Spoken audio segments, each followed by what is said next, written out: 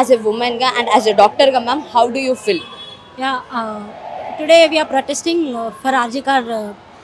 Actually, మాకు రక్షణ కావాలని మేము ప్రొటెస్ట్ చేస్తున్నాం. It's not about a doctor, it's about a daughter, it's about a mother, it's about a girl child. ఒకప్పుడు ఆడపిల్లలు పుడితే కట్నాలు ఇవ్వాలి అని భయపడేవాళ్ళు. ఇప్పుడు ఆడపిల్లలు పుడితే ఇలాంటివి జరుగుతాయి అని ఆడపిల్లల్ని కనాలంటే భయమేస్తుంది. ఇంట్లో పడుకున్న ఆడపిల్లని తండ్రి రేప్ చేశాడు అని ఒక న్యూస్ వస్తుంది. బస్సులో ప్రయాణిస్తున్న ఆడపిల్లని గ్యాంగ్ రేప్ చేశారు అని ఒక న్యూస్ వస్తుంది. టోల్ గేట్ దగ్గర ఉన్న మహిళని ఇంత కిరాతకంగా చంపేసి కాల్ చేశారని ఒక వార్త వస్తుంది.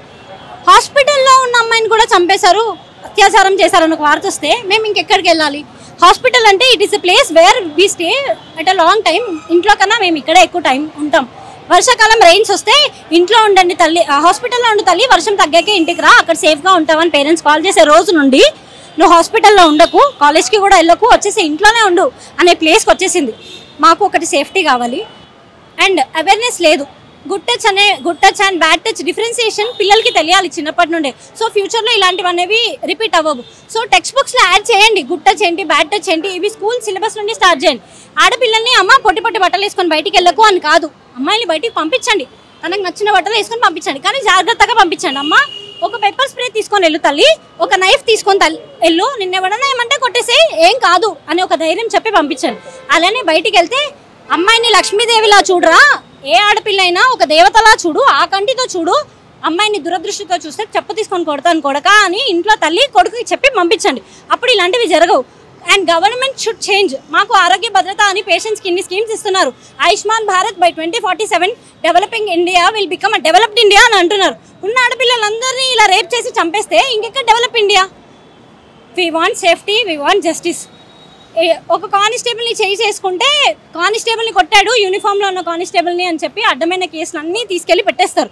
మరి ఎందుకు ఒక డ్యూటీలో ఉన్న డాక్టర్ ఫ్యామిలీని అన్నీ వదిలేసి వచ్చి డ్యూటీ చేస్తున్న డాక్టర్ పైన చేసుకుంటే ఎందుకు ఒక చట్టం రావట్లేదు? ఎందుకు ఒక హెడ్ నర్స్ని కొడితే ఒక లా ఎందుకు రావట్లేదు? మొన్న రీసెంట్గా కర్నూలు మెడికల్ కాలేజ్లో కూడా డాక్టర్స్ పైన ఇలానే పేషెంట్స్ అటెండెన్స్ గొడవలు, ఈవెన్ నిమ్స్లో ఇవి చాలాసార్లు జరిగాయి.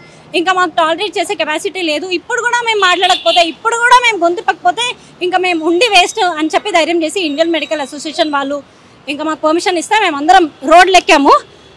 వందల మంది పేషెంట్లు మా దగ్గరకు వచ్చే ప్లేస్ నుండి మేము రోడ్లు ఎక్కే పరిస్థితి వచ్చింది అని అంటే ఇప్పుడన్నా at least government should respond. Modi garu please try to respond, please try to solve our issues. ఇవి సాల్వ్ అవ్వాలి అంటే మాకంటూ ఒక యాక్ట్ రావాలి, violence against doctors central protection act. ఇది తీసుకొస్తే కొంచెం వరకు మా కష్టాలు అనేవి తీరుతాయని మేము ఎక్స్పెక్ట్ చేస్తున్నాం. మాకు హాస్పిటల్లో ప్రతి ఒక్క హాస్పిటల్లో, నాట్ ఓన్లీ హైదరాబాద్, ఇండియాలో ఏ గవర్నమెంట్ హాస్పిటల్ చూసినా డాక్టర్స్కి ఒక రూమ్ అంటూ ఉండదు. మేము ఓపీలో వర్క్ చేస్తాం మార్నింగ్ నుండి ఈవినింగ్ వరకు. మాకు మెన్సెస్ వస్తే మేము పైన వార్డ్స్లో నర్సెస్ దగ్గర ఉన్న వాష్రూమ్స్ వెళ్ళి యూజ్ చేసుకుంటాం, లేదా పేషెంట్స్ దగ్గర ఉన్న జనరల్ వాష్రూమ్స్ వాడుకునే పరిస్థితి.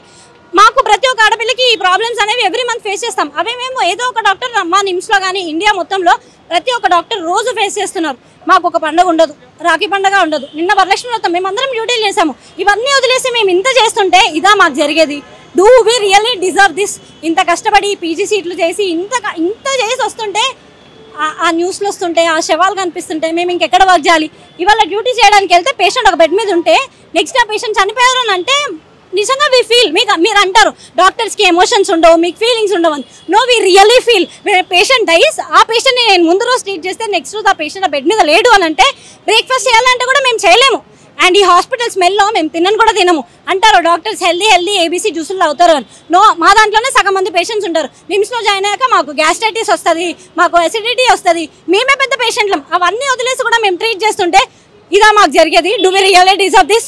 So we want an act that has to be implemented immediately. And ఆర్జీకార్కి కూడా మేము ఫుల్ సపోర్ట్ ఇస్తాం. అక్కడ కూడా జస్టిస్ అనేది తొందరగా జరగాలి అని చెప్పి మేము ఇవాళ ర్యాలీ చేస్తున్నాం. And the truth is hidden. CP Sajjanar sir Priyanka Reddy చనిపోతే వితిన్ 1 day వాళ్ళని ఎన్కౌంటర్ చేశారు. అది ఎందుకు ఇక్కడ జరగట్లేదు? ఇప్పుడు అది జరగాలి, కానీ ఆయన అది చేశారని తీసుకెళ్లి ఆయన ఆర్టీసీలో ట్రాన్స్ఫర్ చేశారు. న్యాయంగా డ్యూటీ చేసిన వాళ్ళకి ఎక్కడ న్యాయం జరుగుతుంది? ఇప్పుడు మహిళా మండలి వాళ్ళు వస్తారు, జస్టిస్ జరగాలి జరగాలి జరగాలి అని, కానీ వీడినే ఉరిదీశారు అనుకోండి, రేపు హ్యూమన్ రైట్స్ కమిషన్ వస్తుంది. ఎందుకు చంపేశారు? లా కోసం వెయిట్ చేయాలి కదా, every law will take time, అది వస్తుంది కదా, జస్టిస్ వచ్చే వరకు చూడాలి, మీరు ఎందుకు వెళ్ళారు అని. అది కాదు, చంపేయాలి అంతే. అరబ్ కంట్రీస్లో ఉరిదీస్తున్నారు, ఇక్కడ ఎందుకు అవ్వట్లేదు? అలా జరిగితే తప్ప భయం రాదు. So yeah, obviously yeah, it has to be changed. Ma'am మనం చూసుకున్నా కూడా ఏంటిది అని అంటే పొలిటికల్గా తీసుకుంటున్నారు. ఇప్పుడు ఈ టర్న్ అనేది పొలిటికల్ అవుతుంది. ఆమె డెడ్ అనేది ఈ పొలిటికల్ టర్న్ తీసుకుంటుంది. మరి దీన్ని ఎలా చూడాలి అంటే పొలిటికల్గా టర్న్ తీసుకోవడం. ఆమె చావు అక్కడ చచ్చిపోయింది కూడా నార్మల్గా చచ్చిపోలేదు, రేప్ చేసి తనని చంపేశారు, టార్చర్ చేసి. మరి అలాంటిది ఇప్పుడేమో వాళ్ళు చూసుకుంటే అన్ని పొలిటికల్ టర్న్స్ తిరుగుతున్నాయి. మరి ఏం చేయమన్నారు? ఇది క్లియర్గా కనిపిస్తుంది. టీఎంసీ లీడర్స్ హ్యాండ్ ఉంది అని చెప్పి క్లియర్గా చూపిస్తున్నాం. మమతా బెనర్జీ గారు ఆమె అక్కడ హోమ్ మినిస్టర్, ఆమె అక్కడ గవర్నర్, ఆమె అక్కడ ఎక్స్టర్నల్ అఫైర్స్ మినిస్టర్, ఆమె అక్కడ చీఫ్ మినిస్టర్. ఇవన్నీ ఆమె కంట్రోల్లో ఉండి కూడా ఆమె వచ్చి ర్యాలీ చేస్తుంది జస్టిస్ కావాలి అని. ఇక్కడే కనిపిస్తుంది there is a very big truth which is being hidden that has to come out. అందుకే ఇండియా మొత్తంలో ఉన్న డాక్టర్స్ అందరం కదలాం. And the irony is why only doctors are coming out, why not common people are coming out. Every one has to come. ఎందుకంటే రేపు మీ పిల్లలు కూడా డాక్టర్లు అవుతారు. డాక్టర్ కాదు, బస్సులో వెళ్ళే అమ్మాయిని కూడా చంపేస్తున్నారు. ప్రతి ఒక్క ఆడపిల్ల is in danger. So every one has to come out, not only doctors. ప్రతి ఒక్కరు రెస్పాండ్ అవ్వండి. This is an irony. Only doctors are coming out and only doctors are responding. ప్రతి ఒక్క కామన్ పీపుల్ దీంట్లో ఇన్వాల్వ్ అవ్వాలి.